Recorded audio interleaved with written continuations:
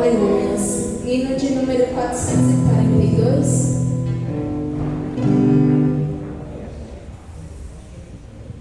Breve no céu, Jesus há de aparecer em gloriosa luz, todos hão de ver naquele dia.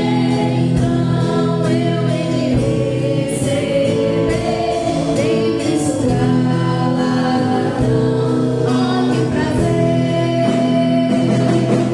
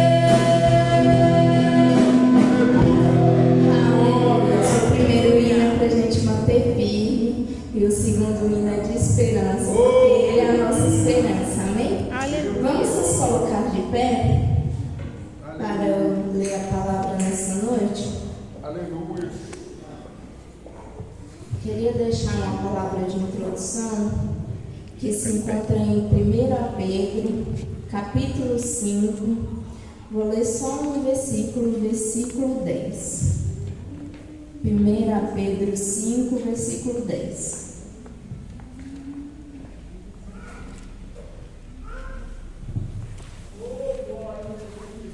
Aleluias.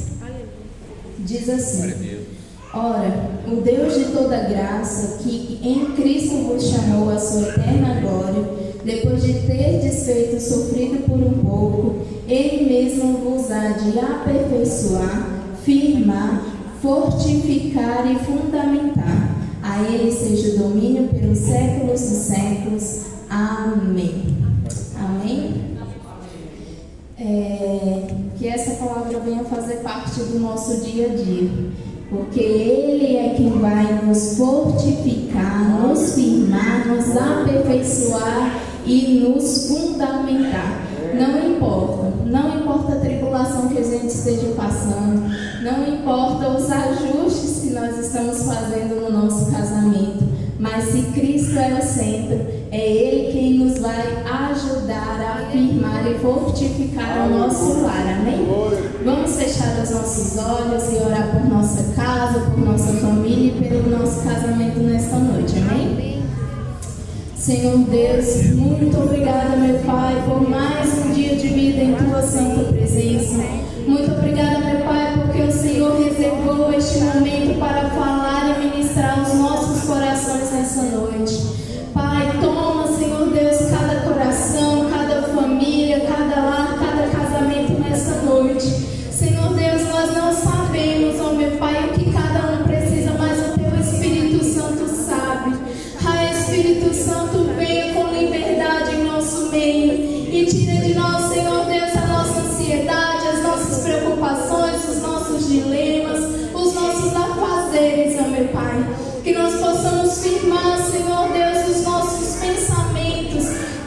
possamos ligar os nossos pensamentos em Ti nessa noite, para que nós possamos experimentar qual a boa, perfeita e agradável vontade do Senhor para as nossas vidas. Ah, Senhor Deus, nós deixamos tudo, Senhor Deus, que pode nos atrapalhar para trás, Senhor Deus. Nós deixamos lá fora e nós ligamos o nosso pensamento em Ti, ó meu Pai. Nós ligamos o nosso pensamento em Ti para que nós possamos receber em plenitude aquilo que o Senhor preparou para nós. Transforma, Senhor Deus, as nossas vidas. Transforma, Senhor Deus, o nosso eu. Transforma, Senhor Deus, a nossa casa. Transforma, Senhor Deus, o nosso relacionamento. Nós viemos aqui, Senhor Deus, com um propósito e nós entregamos esse propósito em Tuas mãos para que o Senhor possa fazer aquilo que o Senhor faz de melhor, Senhor Deus. O Senhor irá nos surpreender nessa noite e nós Te agradecemos, Senhor Deus, por tudo que o Senhor já preparou para nós, em nome do Senhor Jesus. Amém. Eu queria chamar os presleitores, já estão com a oportunidade, amém?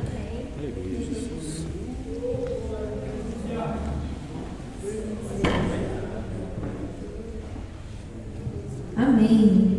Pessoal, dos irmãos com a paz do Senhor, amém? Amém.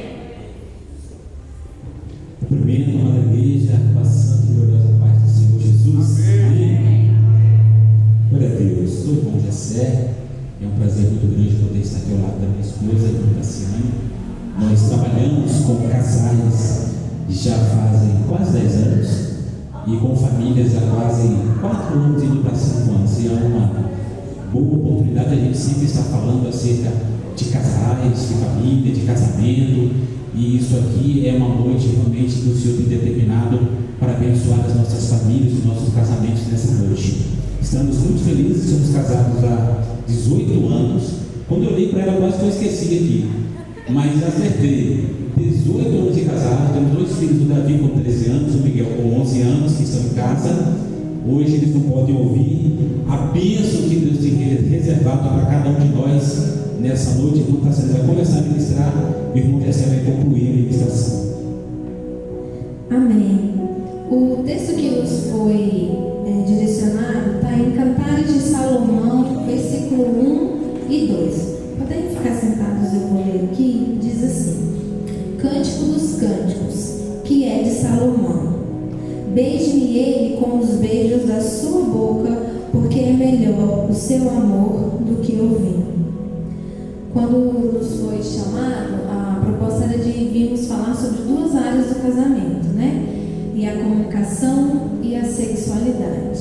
E às vezes a gente se pergunta o porquê dessas áreas, né? Mas elas estão entre os 3 maiores motivos de separação. É a comunicação, a má comunicação, a sexualidade e as finanças. Hoje a gente propôs falar sobre comunicação e sexualidade. Às vezes a gente acha que não é importante saber se comunicar, mas é muito importante em todas as áreas. Se a gente for pensar como Deus se comunica com a gente, às vezes a gente pensa assim, é só como a Bíblia. Deus poderia deixar escrito tudo aqui sem o Espírito Santo. Deus poderia deixar escrito tudo aqui sem os profetas. Deus poderia ter deixado escrito tudo aqui sem os sonhos. Deus poderia ter deixado escrito tudo aqui sem os conselheiros. Mas não. Deus escreveu a palavra dele, enviou o Espírito Santo, fala conosco através dos profetas, fala conosco através dos sonhos, envia anjos perto da gente para nos aconselhar. Então Deus também sabe que a comunicação é muito importante e Ele a faz conosco de diversas maneiras. E a comunicação no nosso relacionamento também é muito importante. Por isso que nós devemos nos esforçar cada dia mais para nos comunicarmos melhor. E eu trouxe a definição aqui de comunicação. Comunicação é o processo que envolve a transmissão de uma informação. E ela precisa ter um receptor e um emissor. Eu preciso me comunicar, eu emito uma informação, mas o meu marido precisa me ouvir. Aí ele é o meu ouvinte. Se a minha mensagem não chega para ele, se ele não escuta, ou mesmo se eu não sei passar aquilo que eu estou sentindo para ele, a mensagem não chega da outra forma, e aí às vezes ele vai ouvir e vai entender de outro jeito. Então é muito importante eu, Tassiane, esposa, saber me comunicar para que ele seja um bom ouvinte também e entenda o que eu quero transmitir. A sexualidade é a forma como nos conectamos um ao outro. E não tem a ver somente com o sexo, que às vezes a gente escuta a palavra sexualidade e acha que é só o sexo, mas não é.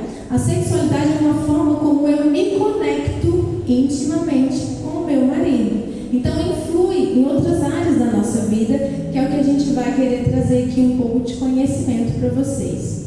Um importante passo, vou dizer assim, para a gente melhorar o nosso casamento é entender o que tem estado doente no nosso casamento. Eu brinco que quando a gente liga para a farmácia, a gente não fala assim, eu quero um remédio que eu estou sentindo dor. Aí o moço vai falar, mas qual é o remédio? Dor aonde? Às vezes o farmacêutico já é experiente, já sabe até os remédios, né? Mas eu tenho que falar, eu estou sentindo dor de cabeça, eu estou sentindo dor no estômago, eu estou sentindo dor muscular. Eu preciso identificar quais são as dores que existem no meu casamento. E eu não posso ignorar que elas não existem. Eu preciso parar, pensar e falar, eu estou com um problema de comunicação. Eu estou com um problema na área da minha sexualidade. Eu preciso identificar qual é o problema. Então nós vamos aqui avaliar o termômetro do casamento, como anda a sua comunicação e como anda a sua sexualidade. Lá em Provérbios 18:2 diz assim, o tolo não tem prazer no entendimento, mas sim em expor os seus pensamentos. E às vezes no casamento a gente é muito assim, eu quero porque quero fazer que o outro pense como eu penso. Eu quero fazer com que o outro aja como eu ajo. Por quê? Porque muitas vezes nós somos tolos. Eu quero apenas falar o que eu acho, eu quero apenas falar para ele fazer como eu penso. E a Bíblia diz que isso são questão de tolo. Eu não posso apenas querer que o outro pense como eu. Eu preciso trazer uma comunicação de respeito. Eu preciso respeitar como ele pensa. Eu preciso que ele respeite como eu penso. E fazer com que essas divergências, essas diferenças somem para um crescimento que o propósito do casamento tem, que é a glória de Deus. Às vezes a gente acha que o casamento tem a ver comigo, Tassiane. Às vezes acha que tem a ver com Gessé. Às vezes você acha que o casamento tem a ver com você ou com seu marido. Mas o casamento não tem a ver só com esse plano aqui que a gente consegue visualizar com os nossos olhos. O casamento ele é um propósito de Deus, para a glória de Deus, para adorar a Deus, para que as pessoas ao nosso redor percebam quão Deus é bom nas nossas vidas. Então, por isso que a gente precisa crescer e crescer, para que a glória de Deus venha refletir através dos nossos lares. Se você parar para pensar um pouco de como Deus pode ser refletido no seu casamento, você vai ser mais intencional em como você vai ser um melhor marido, em como você vai ser uma melhor esposa, em como você vai trazer mais harmonia para dentro do seu relacionamento. É impossível fazer com que o outro pense como eu, por diversos motivos. Eu trouxe 4 aqui para a gente entender. Primeiro, um é homem e outro é a mulher. Nós pensamos diferentes. Deus criou assim. É impossível fazer com que um homem pense com tantas emoções que as mulheres pensam. E é impossível fazer uma mulher pensar tão racionalmente como o homem pensa. Então é uma briga que vocês nunca vão ganhar. É impossível fazer sua mulher pensar como você. E é impossível fazer seu marido pensar como você. Entendendo isso, já acaba com 50% da briga dos casais. Você não precisa convencer eles de nada. Você simplesmente precisa respeitar a opinião dele e ele precisa respeitar a sua opinião. O outro ponto é que somos de personalidades diferentes. Então nós precisamos entender que é uma briga que a pessoa às vezes quer fazer, que ela sempre vai perder. Eu sou muito prática. Eu, Tassiane. Então quando eu chego com uma informação para o meu marido, ele é muito sistemático. Então, ele jamais vai aceitar uma coisa assim na praticidade. Então, se eu chego lá com aquela coisa e falo, e aí ele vira para mim, não é bem assim. Aí eu já vou ficar triste, aí às vezes eu vou querer brigar, mas eu preciso entender que ele pensa assim. Às vezes você é a pessoa mais racional, a mulher, e às vezes o homem vem, chega com você e quer te passar uma coisa e você já, não, cortou. Aí ele já vai falar que você não entende, que você não confia, que você não ajuda, mas não é porque é impossível ela pensar como você. E vocês precisam respeitar isso um no outro. O terceiro ponto é a construção de vida diferente. Todo mundo aqui veio de uma família diferente. Você veio de uma família diferente, o seu marido veio de uma família diferente. Mesmo que são lares cristãos, às vezes os dois nasceram no berço evangélico, a construção familiar é diferente. Foram criados por pais diferentes. Os traumas uns dos outros são diferentes. Às vezes você teve uma família saudável, às vezes você não teve uma família saudável. Então essa construção que o adulto carrega faz muita diferença um para o outro. Como ele enxerga. Às vezes a lente do seu marido ela é mais escura, por causa da vida dele. Então ele não vê muito açúcar nas coisas. E você quer porque quer que ele veja as coisas mais assim. Mas a construção de vida dele foi assim. Foi diferente. Às vezes a sua lente é vermelha, às vezes a sua lente é colorida, então tudo para você é bom, bonito. Você queria que seu marido fosse assim, mas a construção dele não foi assim. Então essas pequenas coisas fazem no dia a dia discussões, contendas. Por quê? Você precisa entender e respeitar. Vocês são diferentes. E a quarta, habilidades diferentes. Deus criou cada um aqui com uma habilidade. Às vezes eu tenho habilidade para ser prática, às vezes meu marido tem habilidade para fazer as rotinas, às vezes você tem habilidade na costura. Então, nossas habilidades são diferentes. Por isso, nunca vamos pensar igual. A partir de hoje, você nunca vai querer que o outro pense igual a você. Nunca vai esperar que o outro pense igual a você, porque são pessoas diferentes, construções diferentes, vidas diferentes e habilidades diferentes. Olha o tanto de coisa que a gente, enquanto cristão, tem que fazer no mundo. Apresentar uma pessoa mais sensível, ao outro você precisa ser uma pessoa mais dura. Então, cada um, Deus colocou uma habilidade.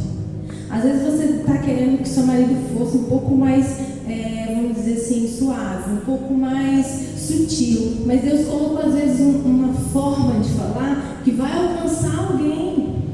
E você não sabe. Quantas vezes eu já orei, antes de Deus assim, trazer uma transformação, querendo mudar o meu marido. E uma vez eu me lembro, estava lavando a louça lá em casa, e assim, eu sou muito introvertida, então eu não exponho muito, ele não sabe de muitas coisas. Mas eu orando ao Senhor, querendo que meu marido mudasse em uma determinada situação, e o Espírito Santo falou para mim, quem disse que eu quero que ele mude? Porque eu não sei qual é o propósito de vida de Deus para a vida dele. Hoje em dia a gente tem alguns flashes, às vezes você pensa, mas quem realmente sabe é Deus. Quem sabe onde é o ponto dele tratar o marido ou a esposa é Deus. Então como que eu faço, Tassiane? Ora para que Deus venha e trabalhe na vida do seu marido. Olha que coisa mais linda, quando o marido e a esposa estão orando um pelo outro, para que cada um viva a história de Deus. Só que a gente não faz isso. A gente faz guerra na oração. Eu quero que meu marido seja assim, eu quero que meu marido seja assado, eu não aguento mais isso. E Deus fica ouvindo e não vai agir. Por quê? Orações egoístas. Deus não ouve oração egoísta. Então a gente precisa orar sim, para que Deus faça a vontade dele na vida um do outro. E aí eu trouxe aqui algumas conversas que são destrutivas ao tipo de comunicação que o marido tem com a esposa. Com a esposa. O primeiro é as conversas de corredor. Esse hoje em dia que é corrido, todo mundo é corrido. Todo mundo hoje você conversa e fala, não, é que a vida é corrida. Não, é que a vida é corrida. E aí a gente leva isso para o casamento. O tipo de conversa que você não deve ter com seu marido. Bom dia, boa tarde, eu te amo, boa noite, tchau. agora em prédio, no elevador, bom dia, boa tarde, boa noite. Agora com seu marido, não. Porque esse tipo de conversa, você não está interessado em saber como ele realmente está. Você não está interessado em agir para mudar, para ajudar. Você só está fazendo algo formal. Esse tipo de conversa, às vezes até tem um bom dia. Mas durante o dia, você não faz nada para que ele tenha um bom dia. E pode até ter um eu te amo. Às vezes você sai e fala para o marido assim, eu te amo. Mas você nunca fez nada para demonstrar que ama ele. Então, esse tipo de conversa de corredor não é boa no relacionamento. Nós precisamos demonstrar que realmente eu te amo. O que eu posso fazer por você hoje? O que você está precisando no dia? Então, eu vou te ajudar, porque eu te amo. Aí é uma conversa. Segunda conversa é minha opinião. Esse tipo de conversa, geralmente os homens têm muito. E aí os homens hoje vão, pegar. Muitas vezes as mulheres, sendo assim respeitosas, não querem saber a opinião de vocês. A gente só precisa falar. A gente só precisa falar do que a gente sentiu, daquela situação que aconteceu. Só que os homens, por serem mais racionais, eles sempre acham que eles precisam emitir uma opinião, dar um veredito e julgar. Só que não, a gente só quer falar.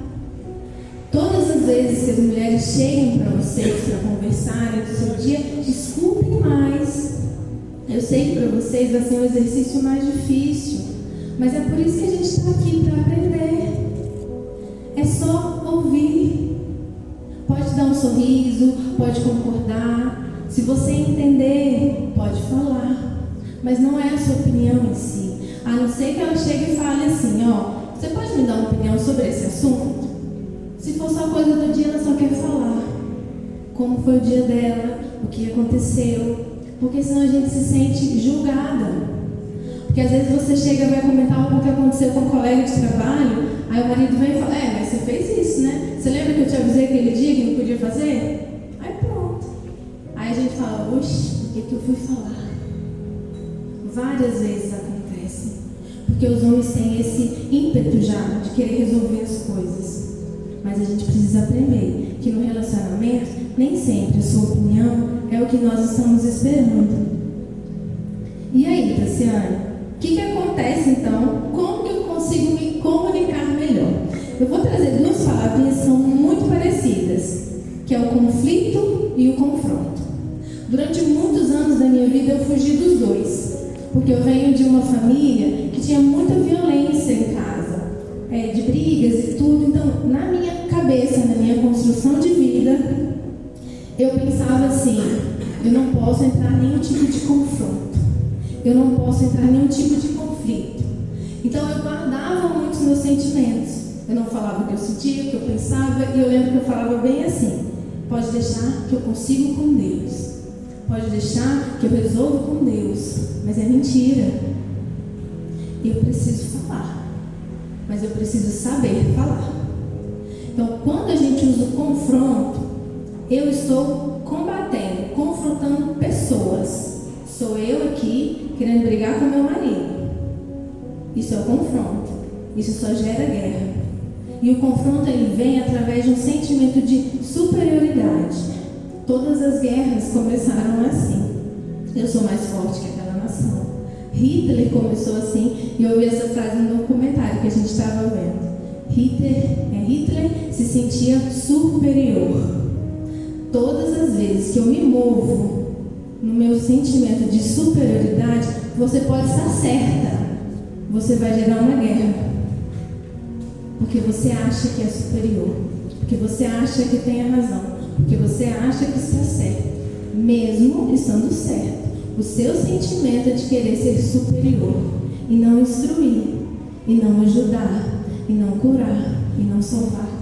Todas as vezes que você vai ler na Bíblia que Jesus trouxe algum tipo de confronto, o objetivo dele era curar aquela pessoa. O objetivo dele era mostrar uma verdade para que ela fosse curada. Nunca ele queria criticar. nunca ele queria apontar um erro, nunca ele queria falar, você é um pecador, você errou, eu sei mais do que você. Não. Então você não pode se comportar com esse espírito de superioridade. Mas eu não posso falar a minha opinião? Fale a sua opinião. Olha, eu penso que é assim. Como é que você pensa? Não, então vamos pensar direitinho. Eu acho que se você quer sair 8, eu quero sair 9. Tá, então a gente pode sair 8 dessa vez. É porque 9 a padaria está aberta, então a gente pode sair 9. São ideias. Os conflitos vão acontecer porque eles geram crescimento. Eu falo o que eu quero, meu marido fala o que ele quer, a gente se entende. Agora, confronto entre pessoas, não. Alguém vai sair ferido, que não é a intenção. Então, para a gente se comunicar, primeiro eu preciso entender, tem que ser conflito de ideias. Você pensa assim, eu penso assim, eu respeito como você pensa, você respeita como eu penso. Como que a gente vai se acertar aqui? Como a gente vai se decidir? Confronto de pessoas, não. Eu sou superior, eu sei mais, não, porque eu tenho 20 anos que estudei isso aqui. Não. Aí são confrontos de pessoas. Aí alguém vai se ferir, ou o marido, ou a esposa. Agora, como é a comunicação construtiva? Como você se sente? Uma pergunta: como você se sente? Meu marido, ele fala muito mais que eu. Estranhamente, mulheres, ele fala. Então, quando ele chega à noite em casa, que é o tempo que a gente tem mais, é quando ele chega da escola à noite, ele vem, conversa. E aí ele vai falando como ele se sentiu, frustrado, com raiva, achou injusto. Aí eu estou me comunicando com ele, ele está se comunicando comigo. Tem vezes assim que eu estou cansada, tem vezes que eu fico olhando e você está me entendendo? Aí eu, opa, foca. Aí eu escuto. Porque ele precisa falar o que ele está sentindo. A gente precisa falar. Não é só escutar. A gente precisa sentir, precisa estar ali com a pessoa, ou o marido ou a esposa. Eu preciso querer saber realmente o que você está sentindo. O que aconteceu no seu dia. Isso aconteceu? O que você sentiu? O que você falou? Por que você falou que estava com raiva? Como você se sentiu? Então, essa é a comunicação dos sentimentos, que é a ligação entre o marido e a esposa, que é o que abre a porta, que a gente vai ver um pouquinho mais lá na frente, para uma intimidade saudável, uma comunicação amorosa. E a segunda comunicação amorosa é agora, né? A primeira é a comunicação emocional, das emoções. Agora, a amorosa também é um segundo tipo de comunicação, que é você respeitando o que o outro pensa. Essa geralmente é quando há um conflito. Você tem que se comunicar com respeito. Você tem que falar assim: eu respeito a sua opinião. A honestidade nesse momento precisa ser acessada. Teve um dia desses que às vezes, ou sempre, a gente discorda, e eu virei para meu marido e falei: meu bem, você está forte hoje, porque eu preciso falar tanta coisa de você suporta? E ele: pode falar. Aí eu comecei a falar: não, mas aí você também está me escrachando. Mas a gente precisa ser honesto um com o outro. Preciso ter essa porta da honestidade aberta. Eu preciso poder falar para o meu marido o que eu sinto em relação a ele. E ele precisa entender. Ele não precisa me julgar. Ele não precisa falar assim: ei, peraí, aqui esse dia você sentiu isso, mas por que foi isso? Porque a maioria das vezes a gente quer se justificar. Uma coisa que eu aprendi: sentimento é sentimento. Você sente. Se a sua mulher se sentiu ofendida, é direito dela se sentir ofendida. Se a sua mulher achou que você tratou ela mal, é o direito dela achar isso. Você não precisa justificar o porquê. Porque quando isso acontece, a gente se sente julgada. E é um sentimento, a gente não controla. Então, é uma das grandes falhas da nossa comunicação, sempre querer justificar. E para as mulheres, nós precisamos entender como falar. Quando eu vou falar algo que eu sinto, eu não falo criticando ele. Um exemplo, Tassiane: ele não me deu boa noite. Aí eu não posso chegar e falar: nossa, mas você é um mal educado, hein? Chegou, não me deu boa noite? Não. Eu tenho que falar o que eu sinto. Ô amor, você chegou aqui, me senti tão mal que você não falou boa noite pra mim. Aí tá certo. Aí ele vai pensar. Só que isso é com o tempo que a gente aprende. Eu não posso apontar criticando algo que ele fez. Porque às vezes ele fez no natural dele. Às vezes ele nem sabia que não falar boa noite me ofendia. Então, quando você for manifestar algo seu, um sentimento seu, nunca fale criticando. Fale do que você sente. Essa daí é uma chave, gente. Vocês que têm caderninho, caneta, anote. Nunca fale críticas. Fale do que você sente. Se por acaso seu marido viajou, falou que ia te ligar 10 horas, você não ligou. Poxa, você é responsável mesmo. Pedi para você me ligar, você não me ligou. Não, você está criticando. Poxa, amor, fiquei tão triste ontem. Fiquei esperando sua ligação. Dormi tão me sentindo sozinha. Você falou do que você sente. E a gente precisa aprender isso. Nós precisamos comunicar nossos sentimentos. Porque aqui não está ninguém querendo combater o outro, julgar o outro, criticar o outro. Porque sentimentos são sentimentos. A gente simplesmente sente. E agora, a gente vai avaliar um pouquinho a nossa questão sexual. Já estou quase acabando. Na prática, a questão da sexualidade é a forma como você se une mesmo, intimamente, com seu esposo. Só que não é o sexo somente. A gente acha que é, mas não é. A forma como eu me porto, a forma como eu me expresso, a forma como eu me comunico, vai abrir ou fechar essa porta. Então nós precisamos saber nos comunicar para que nós também tenhamos uma vida sexual saudável. Não pense que você não sabe falar com a sua esposa, que você não sabe ouvir seu marido, que você vai ter área sexual saudável. Não vai ter. Não estou sendo, mas eu estou assim há 20 anos e é saudável. Pergunta para sua mulher se é saudável para ela. Então, essa porta da comunicação, ela é interligada com a porta da sexualidade. Se uma está fechada, a outra também está fechada para uma vida saudável. Gênesis 2:21 diz assim: quando houve a criação. Dizem que Adão foi feliz até Gênesis 2:20. Todo mundo fala. Aí quando chegou no Gênesis 2:21, ele descobriu o que era o casamento. Aí diz que Deus diz assim, 2:21. Depois de ter criado Adão, criado o jardim, colocado Adão para trabalhar, ele disse: Deus fez que o homem caísse num sono profundo, e enquanto ele dormia, tirou uma das costelas dele e preencheu o lugar com carne. Deus usou a costela que havia retirado do homem para formar a mulher. Então apresentou-a: aqui, Adão, a sua mulher.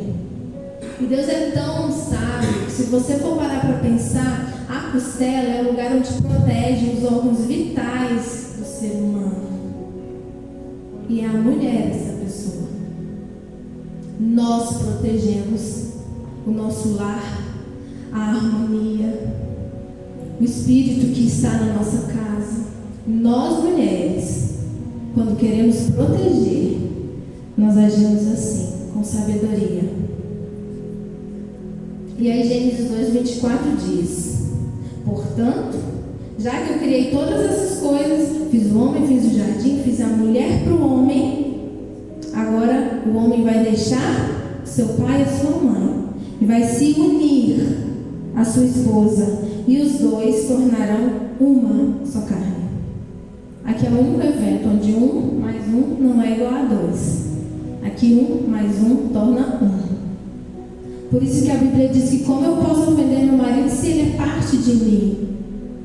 Como eu posso tratar minha mulher mal se ela é parte de mim? Eu estou ofendendo a mim mesma. Porque ambos agora serão uma só carne. E se ela está sofrendo, você indiretamente está sofrendo.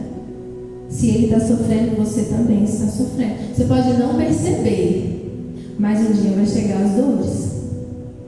Porque vocês ambos serão uma só carne. Os homens, deixa eu ver aqui.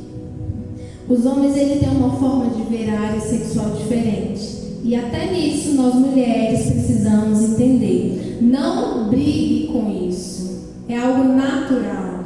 O homem é visual. Visual. Não tem como mudar. Deus fez assim. Então, despertar o desejo do homem é visual. Então, você precisa se arrumar. Você precisa estar perfumada. Você precisa estar usando algo bonito. Você precisa demonstrar que cuida de você. Porque é uma área do casamento que nós precisamos cuidar. Dependendo da sua construção de vida, você olha para a palavra sexo, olha para a palavra sexualidade e fala, meu Deus, que pecado. Não é. Quem criou foi Deus.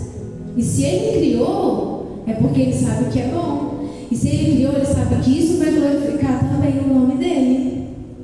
E tem gente que não, acha que não. Acho que é uma parte da Bíblia que deveria não estar escrito. Mas Deus é sábio.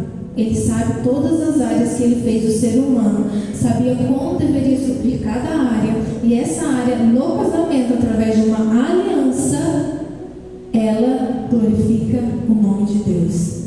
Então nós precisamos pensar nisso. E na correria do dia a dia você nunca pensa em nada. Aí você está exausta, cansada. Aí você não está nem aí pro seu marido. Aí você vai dormir. Aí o povo diz da camiseta do deputado, do prefeito. Lá em casa não tem. Não usa, gente, é verdade. Não usa. Dá para os filhos dormir com ela. As mulheres não. Os homens são visuais. Não briga com isso. Eles são visuais. Deus criou eles assim. Então se cuida. Se apresenta bonita, sim, porque é necessário que haja desejo entre vocês. Uma época do nosso casamento, que a gente passou por uma crise, eu sentia falta disso, porque a gente estava com crise e ninguém tinha desejo, não. E eu, nossa, mas a gente sente falta dessas coisas. Porque a gente acha que o homem também não precisa de nada, precisa te ver, te achar bonita, te achar cheirosa, perfumada, cuidar é seu marido, ele precisa ver isso em você. Então se cuidem, se apresentem bonita. Quando vocês namoravam, você não se arrumava para se encontrarem? Passava perfume. E por que depois do casamento a gente deixa isso? Não, a gente tem que cuidar dessa parte também. Não é que todos os dias a gente vai conseguir, não, mas a gente não pode perder esse foco na vida corrida, nos 20 anos de casado, nos 30 anos, nos 40, nos 50, como se isso não existisse. Existe. E se você não está fazendo isso, o seu marido sente falta disso. Já as mulheres não. As mulheres podem estar perfumado, bonito, maquiado, o que for. O que toca nela, o que desperta o desejo são as emoções. É você mandar um bom dia para ela no celular, quando ela nunca pensou que você ia lembrar dela. É você falar que está pensando nela. É você chegar com uma flor para aquelas românticas. É você comprar um chocolate. É você falar que pensa nela, que tem desejo por ela. É você falar que está ali do lado dela, que ela está perfumada, um elogio. As mulheres são despertadas no desejo. Os homens são despertados no visual. E tudo isso só pode ser acessado através de uma boa comunicação. Porque para o homem, ele pode chegar em casa, ter uma divergência ali no jantar com a mulher. E aí ele falou algo que ofendeu ela. Ele vai, assiste o filme lá, vai ver o jornal. Quando vem para o quarto, ele acha que não aconteceu nada. E você está lá morrendo de raiva. Aí ele, então já sei, vou dar um beijo nela. Ele acha que isso é um pedido de desculpa. E para a mulher não é. Ela está lá na cabeça pensando, nossa, mas ele está achando que é. Não lembra que ele falou isso para mim? Não, ele não lembra. Você tem que falar, meu amor, me senti mal com essa palavra que você me disse. Aí ele, meu amor, desculpa, me perdoa. Aí vocês fazem as pazes. Mas isso é quando a gente quer respeitar, é quando a gente lembra um do outro. É quando eu não quero mostrar para o meu marido que eu estou com raiva, porque ele deveria saber. Não, ele não sabe. A partir de hoje, você não tem mais esse pensamento. Ele não sabe o que você sente. Ele não vai adivinhar o que você você sente. Você precisa falar. Eu preciso falar para ele, enfim, eu preciso falar para ele que isso me doeu, que a palavra me ofende. Às vezes é uma palavra que o seu pai falava, e às vezes é uma palavra que você via que a sua mãe chorava quando seu pai falava aquilo para sua mãe, você carrega até hoje. Aí você fala assim, não gosto dessa palavra, mas é porque você na sua construção viu isso como uma tristeza, e seu marido não sabe.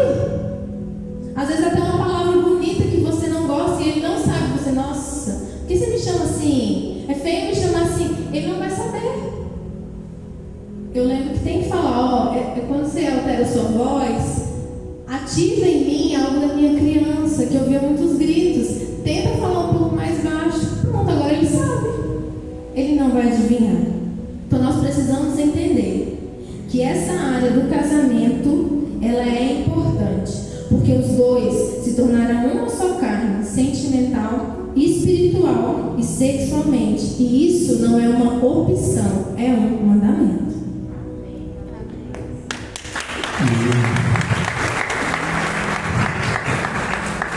Estar casado não é fácil. Nada fácil. Jesus, certa vez, perguntado acerca do casamento, ele disse assim: porque o que Deus uniu, ou o que Deus ajudou, ou o que Deus colou com cola, não separe o homem. Ocorre que as estatísticas estão dizendo o contrário. Aproximadamente no Brasil, 400 mil divórcios oficiais por ano. De cada 24 casais que se casam, 10 estão se divorciando. E a média de um casamento tem durado 13,6 anos para 13,8 anos. Ou seja, aquilo que era para ser até a morte tem durado menos de 14 anos. Eu tenho uma foto do meu casamento em que todos os convidados daquela foto se separaram. Muitos cristãos, muito crente. Todos que estão ao nosso lado se divorciaram. Por que, irmão Gessé? Por conta que não é fácil estar casado. Estar casado é uma atitude, eu falava assim, diária, uma construção diária. Hoje eu lendo um livro sobre o casamento, e o terapeuta falava assim: estar casado é uma construção minuto a minuto. Então, você não pode deixar acumular um monte de problemas. Você tem que ser esperto, tem que ser sábio para solucionar os problemas do seu casamento em tempo hábil, porque as águas que se avolumam podem afogar você, a sua esposa e o seu casamento.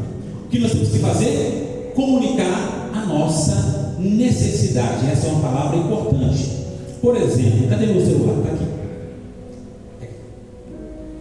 Às vezes a mulher, ela reclama da gente que a gente usa muito o celular, e você acha que a necessidade dela é não te ver usando o celular, mas na verdade a necessidade dela é ter você do lado dela.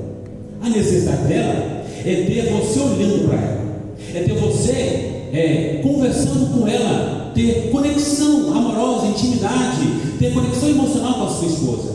Mas você está conectado literalmente ao celular. Então ela reclama do celular, mas a necessidade dela é ter você do lado dela.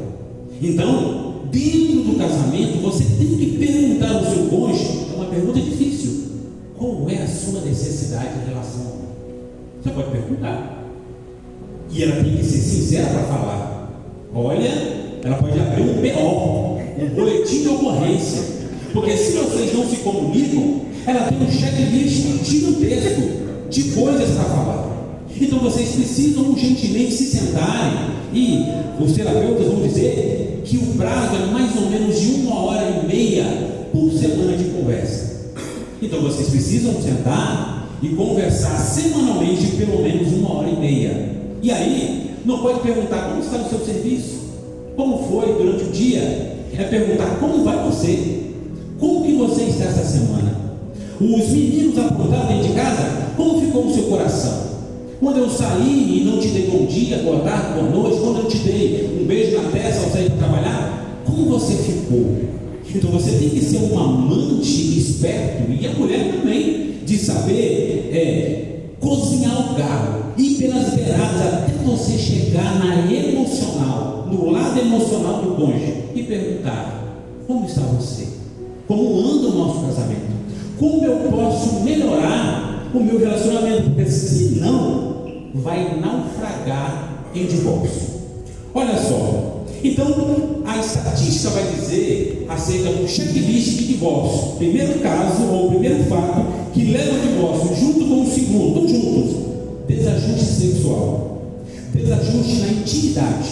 Aí vai entrar a insatisfação sexual. Por exemplo, 95% dos homens, quando namoram, eles chegam lá, mas as mulheres é menos de 50%.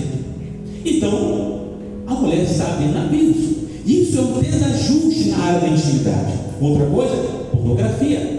Mais ou menos 60% dos casais que se divorciam, a pornografia está no meio. Pesquisas americanas. Outra coisa, adultério, traição, infidelidade. Isso aqui quase sempre leva o casamento à falência. Então, desajuste sexual. Segundo fato, junto com o primeiro, dívidas. Não tem como. Depois da pandemia, as famílias empobreceram e dívida leva o casamento ao divórcio. E o terceiro fato é a má comunicação. Pessoas grosseiras, maridos ignorantes, mulheres desrespeitosas ao seu marido. O sujeito trabalha o dia inteiro, não que ela não trabalhe, mas quando ela chega em casa, ele é maltratado. Quando ele chega em casa, ele é maltratado. Grosseria na comunicação, dos quais nós, homens, somos os piores em sermos grosseiros com as nossas esposas. E aí, dentro da má comunicação, tem o abuso emocional. Quantos homens, olha, de forma sutil, humilha, constrange ou chantageia a esposa? Isso leva ao divórcio. Uma hora ela abre os olhos e pensa: esse sujeito está me usando. Ele usa o meu corpo, ele me usa para lavar as cuecas dele, me usa para cozinhar, e ainda me humilha, me chantageia e me critica. Então, temos que fazer um acordo aqui nessa noite. Se a gente é difícil de elogiar, não critiquemos. Agora, se você quer criticar, a proposta é 3 elogios. Conta aí um dedo. Eu vou elogiar 1, 2, 3 vezes. Na quarta, aí você faz um apontamento com sabedoria. Porque se você começar a comer e falar assim: não gostei, está sem sal, vai ter briga. Porque quando ela preparou com amor o seu jantar, o seu almoço. Então, ao falar e reclamar, nós temos que ter sabedoria. Olha o que Efésios 5:25 diz: vós, maridos, amai a vossa mulher, como também Cristo amou a igreja, e assim mesmo se entregou por ela. Amar a esposa. Dentro da má comunicação tem agressão verbal, xingamento, palavrão. Eu que moro em apartamento, de vez em quando eu escuto as panelas voarem e os palavrões. Irmãos, você tem isso dentro da igreja? Infelizmente está tendo.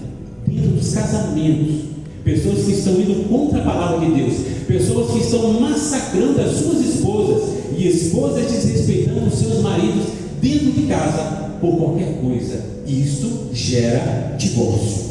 Colossenses 4:6, Paulo diz assim: seja o teu falar sempre agradável e temperada com sal. Temperado com sal. Nós temos que ser muito prudentes. E quando você vai lá para Cantares, você vai ver uma série de elogios. Por exemplo, Cantares 6:5, o teu cabelo é como o rebanho das cabras. Ó, elogios dentro do contexto das fazendas, dentro do contexto da ruralização das roças. Olha lá, Sulamita e Salomão: os seus dentes são como o rebanho das ovelhas, os seus olhos são como das pombas, os seus lábios são como o fio de escarlata, o teu pescoço é como a torre de Davi, as éguas do carro de Faraó te comparam, ó amiga minha. Ou seja, Salomão aqui está elogiando a sua esposa, está cortejando a sua esposa. É de cunho sexual erótico este versículo aqui. Então, dentro do casamento, nós temos que elogiar mais e criticar menos. E outra coisa que tem acontecido dentro do meio evangélico é violência doméstica. conflitos aí para todo mundo, entre pais, filhos, padrastos, enteados. Tudo isso é causa de separação, inclusive intromissão de terceiros, cunhados, cunhadas e principalmente a sogra. E isto gera divórcio, intromissão de terceiros.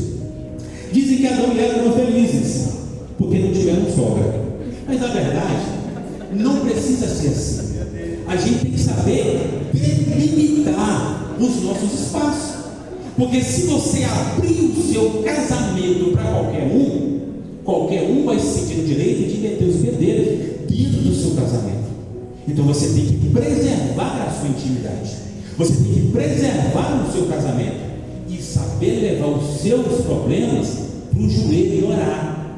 Quando não dá mais, conversar com o pastor da igreja, ou pedir uma orientação de uma pessoa sábia, piedosa. Você não pode ir no serviço e falar do seu casamento. Quantos de nós aqui trabalhando no meio escolar, a gente sabe até mesmo da vida íntima de um colega, porque ele chega falando o que aconteceu, o que deixa de acontecer, ou seja, falta de sabedoria. A boa comunicação, ela tem que ser preservada dentro do casamento. Recado aos maridos, aqui no livro de Cantares, a sunamita via Salomão como um refúgio de amor para ela. O texto diz aqui, capítulo 3, verso 3, capítulo 5, verso 7, que a sunamita saiu de noite 2 vezes para tentar encontrar Salomão, porque ela via nele um refúgio para ela. Jesus é o refúgio da igreja. Você, maridão, deve ser o refúgio da sua esposa. Você tem que proporcionar um ambiente em que ela se sinta segura, para que ela possa expressar as suas necessidades. E isso aqui é obrigação do homem, proporcionar e ser um refúgio. Como eu posso ser esse refúgio, irmão Jessé? Sendo o pastor dentro de casa. O pastor protege, o pastor provê a alimentação, o pastor exerce sacerdócio. Quando o homem ocupa o seu papel dentro de casa e a esposa percebe que este é um homem alinhado com os princípios de Deus, ela se sente segura para ser vulnerável. Porque qual de nós quer expressar os nossos sentimentos? Qual de nós quer expressar os nossos desejos mais íntimos?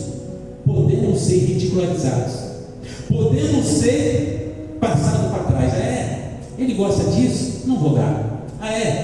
Ela sente essa necessidade? Não vou cumprir. Agora, se você proporcionar esse ambiente seguro, ela vai conseguir revelar para você as suas vulnerabilidades, e você vai conseguir, juntamente com ela em oração, colocar o seu casamento no brilho da palavra de Deus. Quando o casamento está firmado na rocha, quando o relacionamento conjugal está firmado na palavra, a casa pode balançar, o vento pode assoprar, mas o casamento permanece de pé.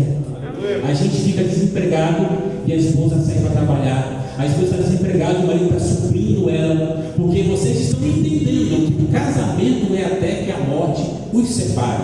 E Jesus falou: tem que colar com colo. O que é colar com colo, Jessé? Intimidade sexual. Todas as vezes que você se deita com a sua mulher, todas as vezes que você se deita com o seu marido, você está colando com cola, está mandando uma mensagem: vamos permanecer juntos até que a morte nos separe.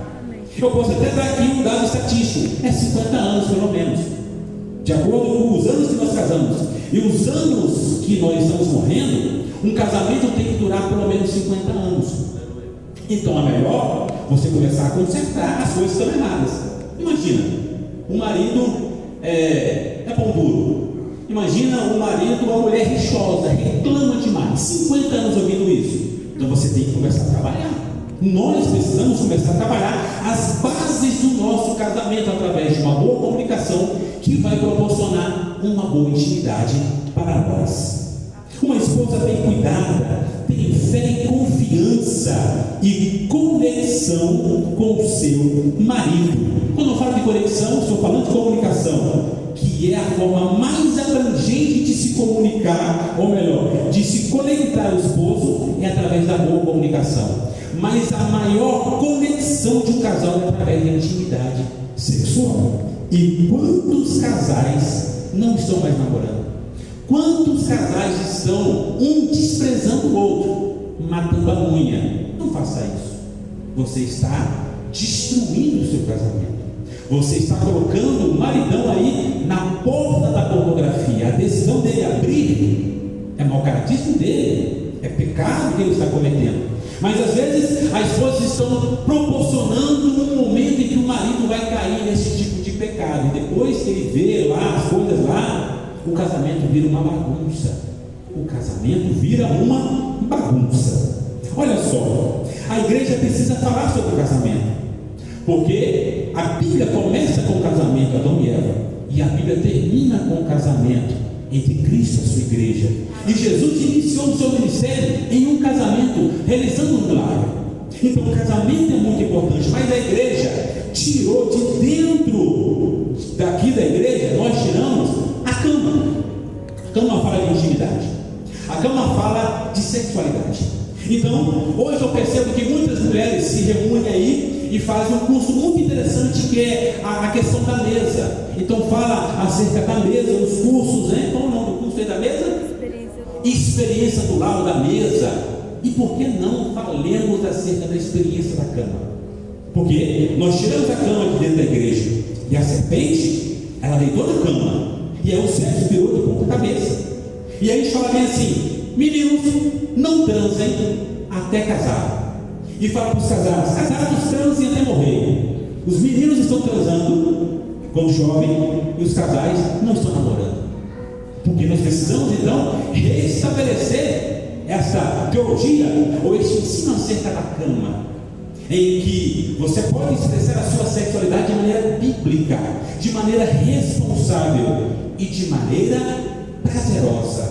Eu vou ter que falar. Semana passada uma menina acabou comigo no Instagram. Ela mandou um monte de crítica e falou: você está falando sobre prazer no Instagram. E eu pensei assim, ela nem casada era. Eu pensei, como uma mulher que não é casada está falando que eu estou falando sobre o prazer dentro do relacionamento conjugal? Ora pois, nós somos casados, temos que dar prazer às esposas, temos que dar prazer aos nossos maridos, ao máximo que você conseguir dar dentro da Bíblia. O problema é dentro ou é fora? Se for dentro, está valendo. Se for fora, não está valendo. Eu vou chegar lá. Olha só, Deus criou o nosso corpo. Deus colocou no nosso corpo os hormônios. Deus criou em nós o desejo e a atração sexual. Deus criou o sexo e a sexualidade. Deus criou tudo isso daqui. Deus criou o sexo santo. Deus criou o sexo sagrado. Deus criou a intimidade espiritual. Quando os dois corpos se entrelaçam, ali é corpo, alma e espírito. Ali há algo espiritual que Deus planejou para cada um de nós. Só que tem uma coisa: é dentro do casamento, não pode ser fora. Dentro fora, o sexo é destrutivo. Fora do casamento, fora das linhas da Bíblia, o sexo vai causar terríveis consequências para cada um de nós. Aqui eu só falo para casados, mas você pode orientar o seu filho e dizer: meu filho, fora do casamento, isso não é bom, é uma maldição. Agora, dentro do casamento, segura, dentro do casamento é uma bênção, é uma festa, é uma celebração.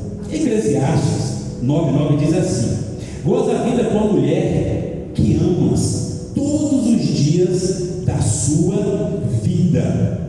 Isso é muito bom. É muito bom a gente poder namorar. É muito bom a gente ser cortejado, porque às vezes um homem, eu dou sempre esse exemplo do vendedor, ele sai para trabalhar e ele não vende nada.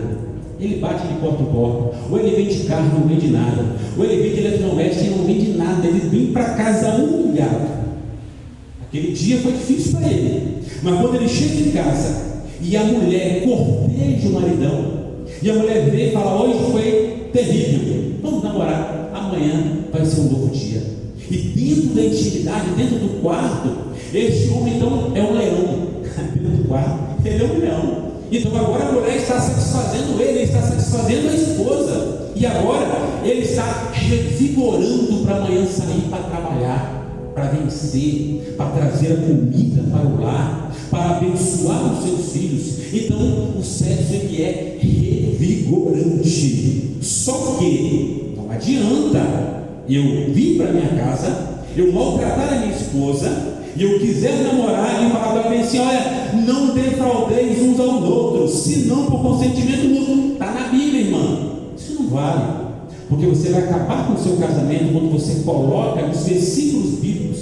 Você tem que ser mais sábio e começar a trabalhar dia a dia e ativamente para que você possa namorar com a sua esposa. É muito melhor você trabalhar do que você tentar colocar a Bíblia, tentar pressionar a esposa. Você consegue fazer isso. Ruim do nosso lado homem é que nós estamos trabalhando. A gente pensa em namorar e a gente não fala nada. A gente sente vontade, aliás, sentimos necessidade. A mulher também sente necessidade, mas o homem, a necessidade é biológica e cada um tem a sua biologia. De repente um quer namorar todos os dias, e é a biologia dele. O outro quer namorar a cada 2 dias, o outro a cada 3 dias. E a mulher, ela tem a sua necessidade, só que ela precisa ser trabalhada o desejo. Então você tem que ser um amante romântico. Se você está trabalhando, pega o celular, manda uma mensagem de amor para ela, fala que ama ela, manda um áudio, fala que a mulher é linda, espetacular. Começa a semear para que de noite você possa colher. Mas a gente sente necessidade, mas não nos comunicamos com a nossa esposa.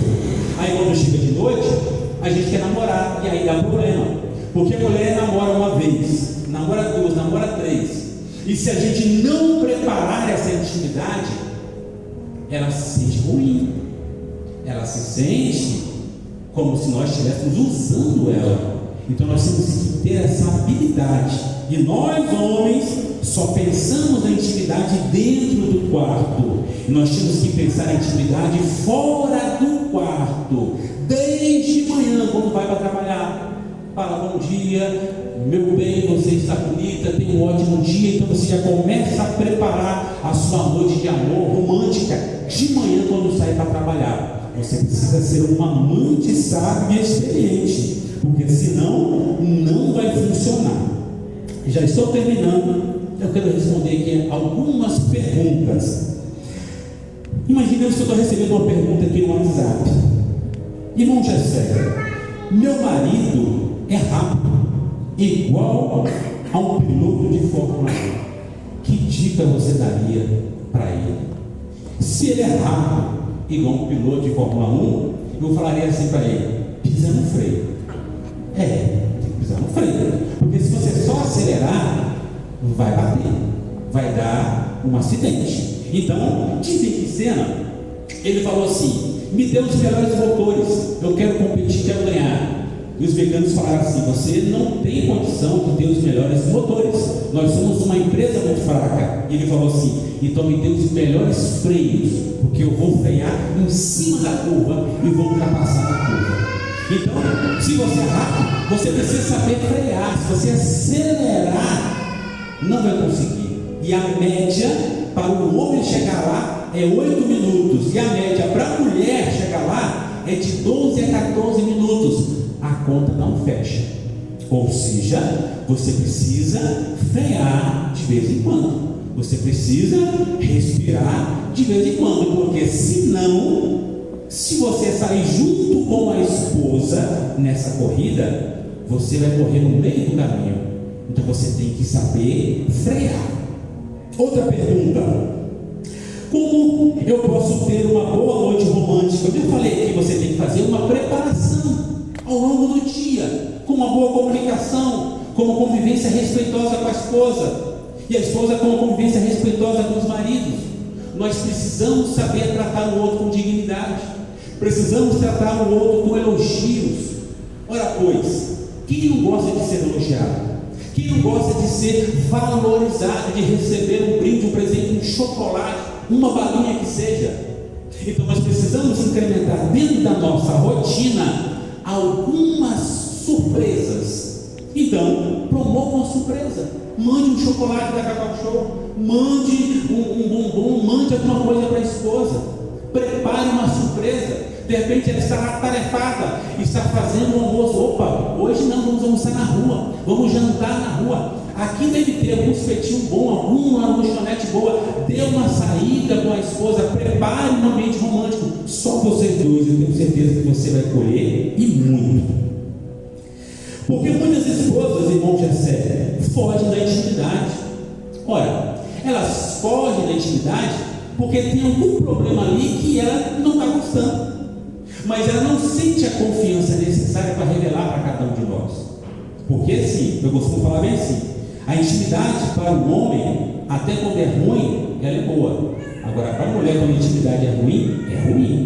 Então, é uma sucessão. Esta noite ruim determina a próxima noite que ela vai pensando, vai ser ruim, e acaba sendo ruim. E vai para a terceira noite que ela acaba pensando, vai ser ruim, e acaba sendo ruim. Então, nós temos que interromper esse ciclo e começar a trabalhar e preparar uma boa noite em que nós temos que saber valorizar um ao outro. Semeie, converse, compartilhe as suas necessidades. Uma outra pergunta: meu marido quer fazer coisas comigo que eu desconfio que não são bíblicas. Vamos lá tentar entender que coisas são essas, ou o que eu posso fazer ou o que eu não posso fazer. 1 de Pedro 3,7 diz assim: igualmente vós, maridos, coabitai com elas com entendimento, dando honra à mulher. E eu paro por aqui. Coabitar com entendimento. Primeira coisa, tem que ter um acordo. Segunda coisa, Romanos 14:22. Tens tu fé? Tem em ti mesmo, diante de Deus. Bem-aventurado aquele que não se condena a si mesmo naquilo que lhe aprova. Então tem que ter entendimento e tem que ser uma decisão tomada pela consciência. Só isso? De forma alguma. Outra coisa, Efésios 4:32 diz assim: antes, sede uns para com os outros benignos, misericordiosos e bondosos, como também nos perdoa Cristo. Então, na intimidade não pode haver pressão, tem que ter acordo, tem que ter a consciência e não pode ter pressão. Só isso? Tem mais. Não pode ser obsessão, não pode ter meio cruel, não pode ter dano físico, não pode ser antinatural. Então, todas essas questões têm que ser levadas em consideração. E aí, pode ter prazer, pode ter alegria, pode ter os limites da Bíblia, pode ter aceitação do outro, e tem que gerar paz e um bom convívio entre o casal. Se está na Bíblia, se não é antinatural, se não é meio cruel, está valendo. Então, vocês têm que sentar e conversar entre vocês. Uma outra coisa, irmão Jessé, não entramos em acordo em relação à famosa frequência do casal. Normalmente os homens são mais animados e querem namorar mais. Normalmente as mulheres querem namorar menos. Isso é um ponto de conflito nos casamentos. A gente tem que sentar e conversar para que ninguém seja ou saia prejudicado. Como que eu faço isso? Olha, Martinho Lutero, que era padre, grande reformador, ele disse assim certa vez: namorar 2 vezes por semana é o ideal para esmagar a serpente. Só que as pesquisas vão dizer que o ideal é 3 vezes, mas cada um tem a sua vontade, cada um tem a sua necessidade. Agora, se você quer namorar mais, você tem que trabalhar o desejo da outra pessoa, porque se você não trabalhar o desejo, ela não vai sentir necessidade. Homens sentem vontade pela biologia, pela a naturalidade do nosso corpo. Nós temos 7 vezes mais testosterona do que a mulher. Então os homens são mais animados. Então tem que saber trabalhar esse ambiente sexual. Estou até suando aqui. Nós temos que saber trabalhar os homens, principalmente esse ambiente sexual, para que a esposa possa ficar feliz, para que a esposa possa ficar agradecida, para que o casamento flua bem, porque o sexo é uma festa, porque o sexo foi planejado por Deus. E a Bíblia diz, Efésios 1:12, que tudo que Deus criou, o homem, foi para a glória dele. Salmo 19 diz que os céus foram criados para proclamar a glória de Deus. Então, quando o casal está dentro da sua intimidade, dentro da Bíblia, eles estão namorando, eles estão glorificando a Deus. Então você pode entrar para a sua intimidade, você pode entrar para gozar aquilo que Deus reservou dentro do casamento, com alegria, que você está celebrando a Deus, que você está celebrando a vida, que você está celebrando o que Deus reservou para cada um de nós, que é a nossa intimidade, que nos traz paz, que nos traz alívio, que alivia a nossa tensão, que nos dá uma nova chance de acordar um dia e falar: hoje eu vou vencer, hoje eu vou vender, hoje eu vou trabalhar, porque eu saí de casa alimentado ou alimentada, porque eu tenho dentro de casa alguém que me respeita, que me idealiza como um homem de Deus, como uma mulher de Deus, como alguém que sabe cuidar da sua casa, do seu casamento e do seu relacionamento. Vocês precisam namorar, mas namorar com quantidade é bom? Ótimo, mas com qualidade é muito melhor. Irmão, eu quero namorar com quantidade e com qualidade, é possível? É possível, desde que você saiba trabalhar, desde que você saiba entender, desde que você saiba comunicar ao outro a sua necessidade e juntos encontre uma resposta para viver uma intimidade de alto nível. A intimidade que o mundo propaga no carnaval, propaga na TV, na internet, essa intimidade não está com nada. Isso é só o físico, isso é só pecado. Agora a verdadeira intimidade, isso aí você voltar para casa, a mulher está dentro de casa e o casal ir para a sua intimidade namorar de acordo com os princípios de Deus. Essa é a boa intimidade. Essa é a intimidade que gera paz. Essa é a intimidade que um protege o outro quando você supre a necessidade do outro.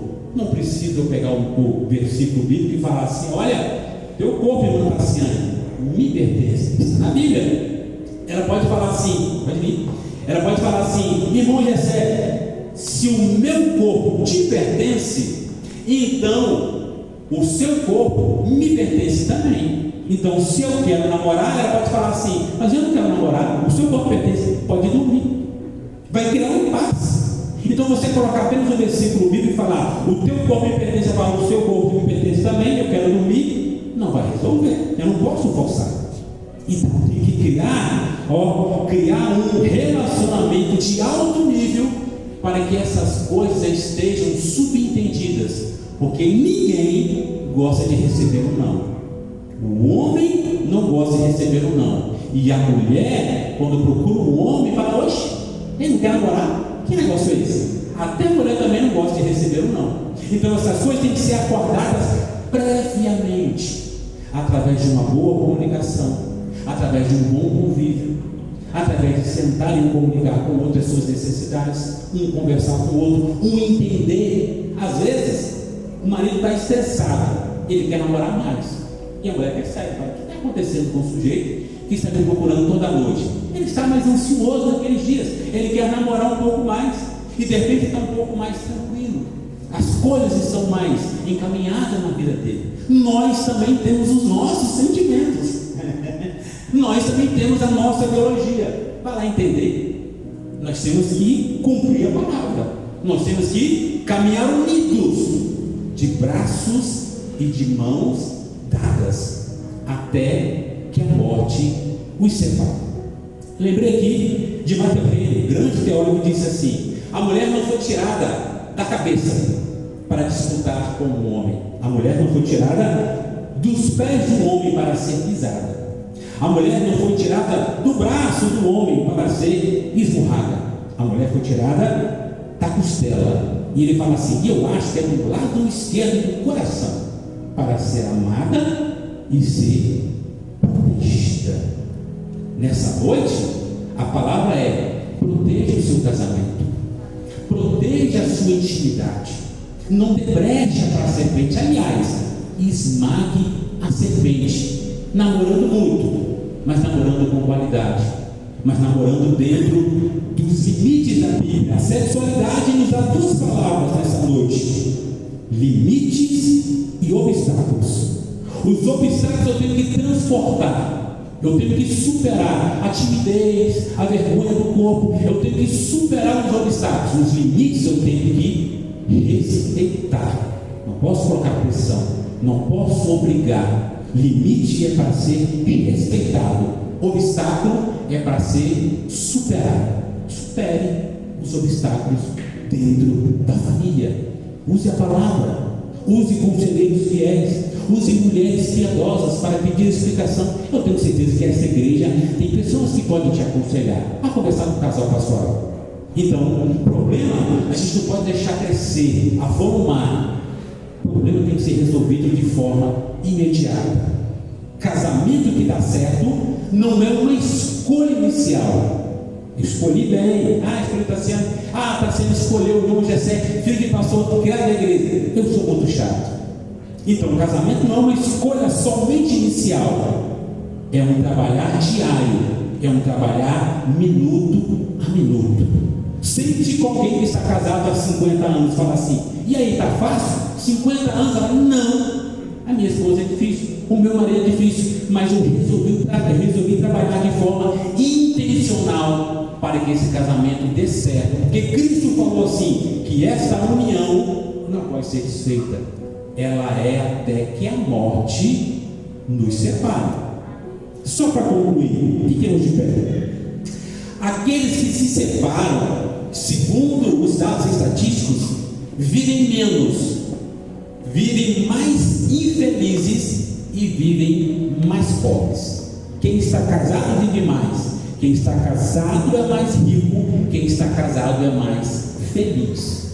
Você precisa se assentar e resolver os pequenos problemas do seu casamento, que Cantares chama das raposinhas. Pega essas raposinhas, elimina essas raposinhas e viva ao lado da sua esposa um casamento que glorifique a Deus. Eu quero orar por vocês. Dê a mão ao casal, fale uma coisa romântica para o seu cônjuge, né?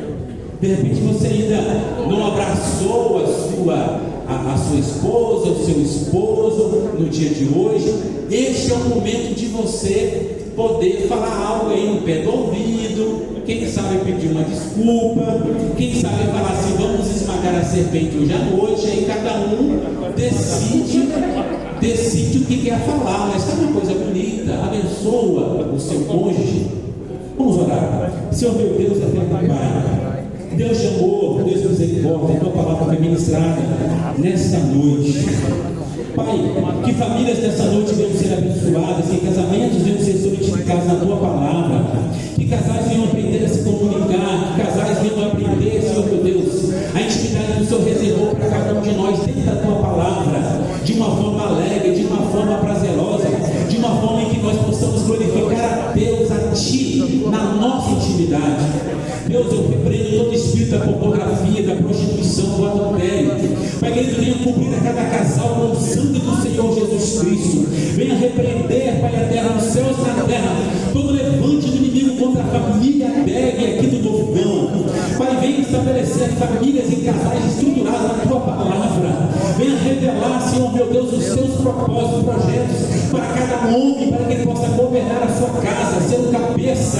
Pai querido, de acordo com o teu pastoreio, de acordo com a tua santa palavra, que possam viver um casamento, uma aliança conjugal eterna aqui na terra, quer dizer, até que a morte os separe. Deus abençoe, traz alegria, traz paz ao coração. Pai querido, mais uma vez eu te peço, em nome do teu filho amado, abençoa a cada família aqui representada, no nome do teu filho Jesus Cristo, nosso Senhor e Salvador. Amém. Glória a Deus.